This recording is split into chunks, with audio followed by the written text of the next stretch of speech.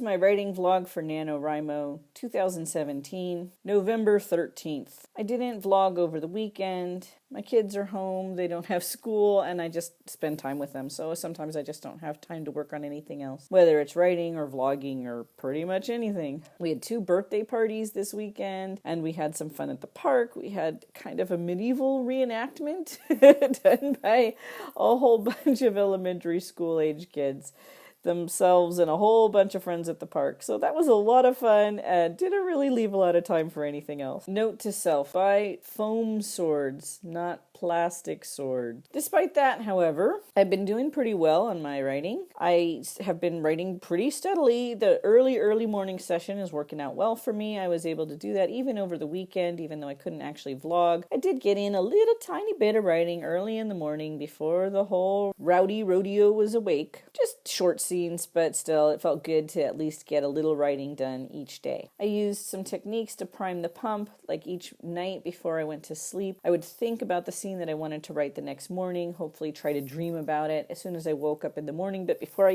when you wake up and you don't quite have the energy yet to roll out of bed, I would sit there and think through the scene in my head until I just got so excited about writing it that I had to get out of bed and rush and go to my office and sit down and write.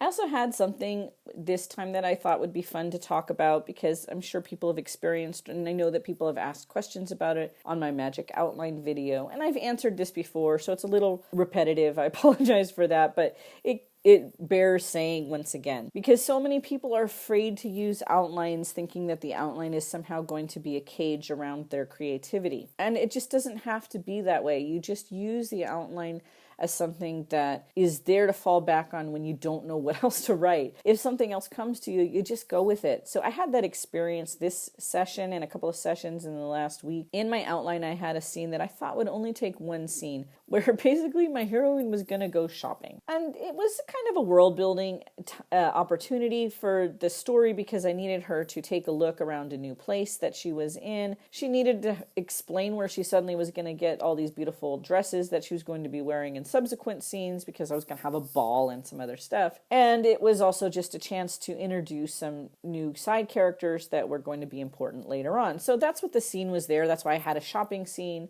But in the actual writing of it, it ended up being, I was 3 scenes in where they're doing nothing but shopping for clothes. And I'm like, okay, look, I'm a girl and I like shopping for clothes, but this is getting ridiculous. So we have to have some action here. So I decided, you know what we need right now? You know, it'd be great is somebody throwing a bomb.